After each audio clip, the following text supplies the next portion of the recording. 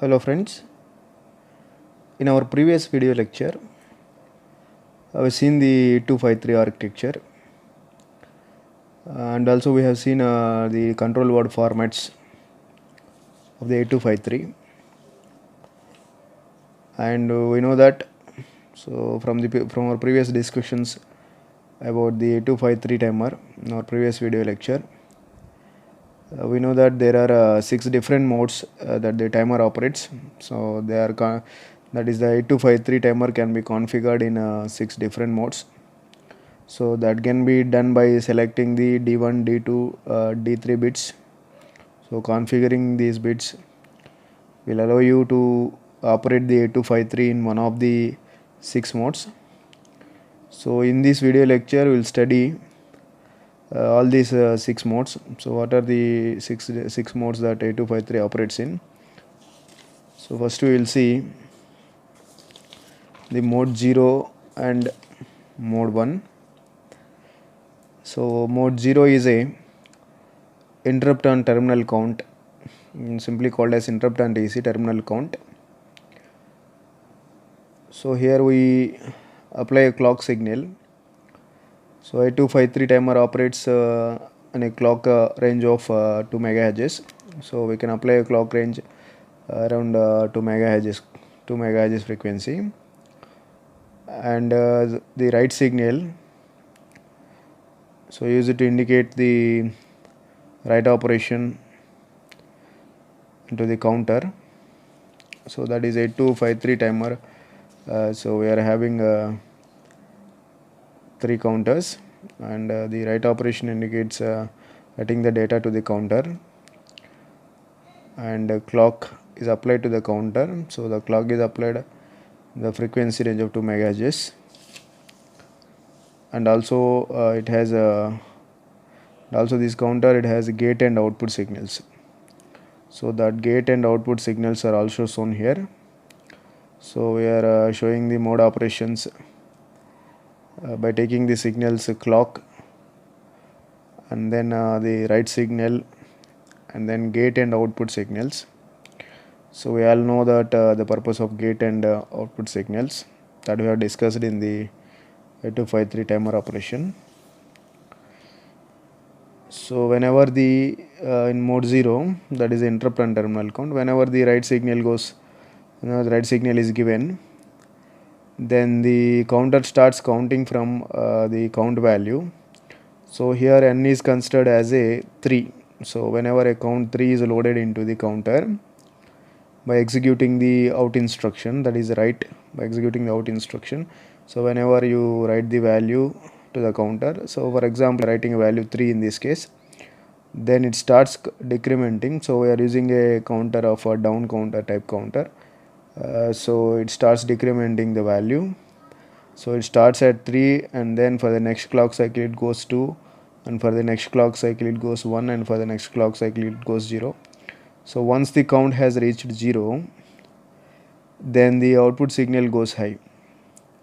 So when the output signal goes high, it generates an interrupt. So this interrupt can be used by the processor to do some task, or it can be used for different purposes. So this is an interrupt on terminal count. That is, once the count has reached 0, then it generates an interrupt on the output pin. So that is this output pin, you can connect it to the processor. So that is, we have an output pin from each counter. So that output pin we can connect to the processor to give the interrupt to the processor. And we know the function of the gate pin. So we know that the function of the gate pin is to start and stop the operation of the counter.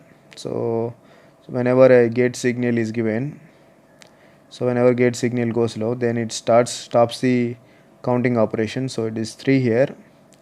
So when the gate signal goes low, there is no count operation performed, and then once the gate signal goes high, then it starts the counting from the same value, that is 2, 1, 0. So gate is used to start and stop the counter count operation. So that is it is used to produce delay in between the count.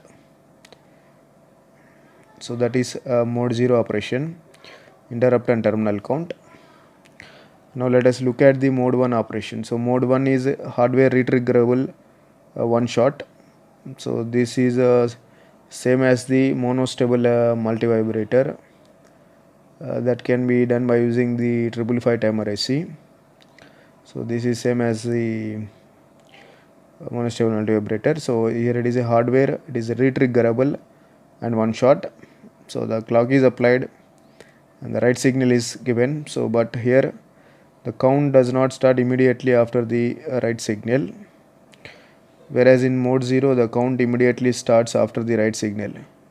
But in mode 1 of operation the count does not start immediately after the right operation. It waits till the trigger signal occurred. So a trigger signal is given here. So once the trigger is high, once the trigger goes high, then the output starts getting the values, that is the counter starts decrementing once the trigger goes high. The counter starts decrementing the value from 3, then 2, and then 1, and then 0, and then again it goes high. So here it is triggered, and it can also be re-triggered. So you can see that it can also be re-triggered. So once the trigger goes high, that is from 0 to 1, and the trigger transition is from 0 to 1, then it starts the count, then it goes 3, then it goes 2. Again when the trigger goes from 0 to 1, so if the trigger goes from 1 to 0, there is no change in the output. But when the trigger goes from 0 to 1, so when the trigger goes from 0 to 1, again it re-triggers the counter. So again count starts from the value 3, 2, 1, 0. So the count can be re-triggered, and is the one shot count. So this is mode 1, hardware re-triggerable one shot. So this trigger input, so you can get this trigger input through the gate signal. So gate signal of the counters. So the if you know the operation for one counter, then it is same for the remaining two counters also. So I am explaining this for one counter. So gate signal can be used here as a trigger input. So this is mode 1 operation, that is hardware re-triggerable one shot. And now let us see mode 2 and mode 3 operation. So if you look at the mode 2 operation, mode 2 is a rate generator. So the same, the clock is applied and the right signal is given, that is out instruction is executed. So when the out instruction, that is right signal, is given, then the output value starts decrementing. So we are considering the n value as 3 in this case also. So it starts decrementing the values from 3, 2, and then 1, and then it goes low for 0. That is, it generates a strobe when the output reaches 0. Again it starts recounting, that is the counter is again reloaded with the value 3 again, and then it starts counting from 3, then 3, 2, 1, 0. Again it does the same thing, again it goes 3, 2, 1, 0. That means the count is reloaded regularly once the count has reached 0, and it generates a strobe once the output signal reaches 0. So that is the rate generates a continuous generator, continuously generates the delay and generates the strobe signal once it has once it reaches the count 0. You can also reset this count, so by using a reset signal. So when a reset signal is given, then the count is reset, then again it starts from 3 to 1, 0. So you can also reset the value in the counter. So that is done with the help of a reset signal. So this reset signal is also the gate signal. So you can use the gate signal as a reset signal for the rate generator. And mode 3 is a square wave generator. So the mode 3 can be used to generate a square wave. So a clock is applied and then the out instruction is given. So once you have to write the value, that is you have to write the value of a counter, that is n is equal to 3 or 4, some value you should write to the counter. So based on the value that you have written to the counter, it generates the square wave. So if the value given is a odd value, then the output goes high for n plus 1 by 2 and goes low for n minus 1 by 2. In case if the n value given is even value, then it goes high for n by 2 and goes low for n by 2. So it is shown here for both even and odd values. So when odd value is given, that is here odd value n equal to 3 is taken.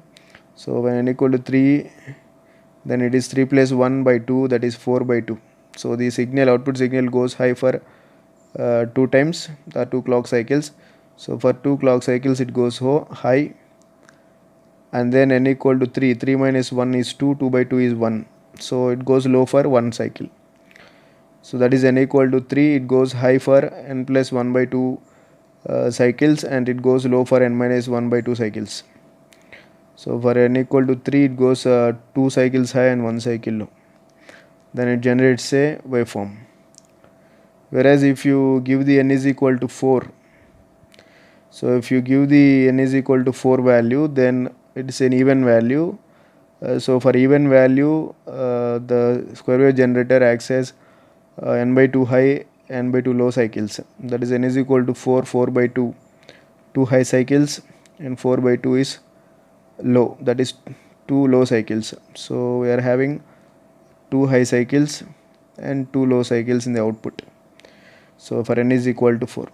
So the square wave generator, that is the square wave can be generated by taking the proper values of n. So this is about the square wave generator mode 3. And now let us look at the mode 4 and mode 5 of operations. So mode 4 and mode 5 of operations are software triggered strobe and hardware triggered strobe. So in software triggered strobe, so write signal, that is the output instruction. Out instruction is a software instruction. So execution of the software instruction, that is write instruction, starts the count. Then it goes 3 to 2, 2 to 1, 1 to 0, and then generates the strobe signal. So here it is a software trigger strobe because we are using the out instruction, it is write signal. So executing the out instruction starts the count. Once the count reaches 0, then it generates a strobe signal. So hence it is called as a software triggered strobe. And you can use a gate signal to stop and start the counter. So when a gate signal is given, then it stops the count and then starts the count again. So once the count has reached 0, then again it generates the strobe signal. That is the software triggered strobe. Whereas in hardware triggered strobe, there is no out instruction execution is given here, but we are using a gate as a trigger. So the clock is given, 2 MHz clock, range of 2 MHz clock is given, and whenever the gate signal goes high, so gate here using as a trigger. So that is whenever the transition occurs from 0 to 1, then the output signal, that is the output goes from 3 to 2, 2 to 1 and 1 to 0, that is the counter starts decrementing the value. Then it goes from 3 to 2, 2 to 1, 1 to 0. So once it reaches 0, then it generates the strobe signal. So you can also trigger it, that is you can also stop and start that by using this gate. So when it goes from 0 to 1, then the count starts 3, 2. Again when the gate signal goes from 0 to 1, then again it restarts the count. Then again it goes from 3 to 1, 0. Then it generates the strobe. So only once the count has reached 0, then only it generates the strobe signal. In between, the out signal does not generate the strobe signal. So for generating the strobe signal, the output must reaches the value 0. So the out reaches 0, then only generates the strobe signal. So this is hardware triggered strobe. So these are the 6 different modes of operations of 8253. So you can interrupt on terminal count, or you can use it as a hardware triggered strobe, that is hardware retriggerable one shot. You can use it as a software triggered strobe, hardware triggered strobe, and also you can use them as a rate generator or square wave generator. So you can use it in different applications, like you can use it for a real time clock, or it can be used to generate one shot, digital one shot, or it can be used to generate delays. So it has got different applications, the timer.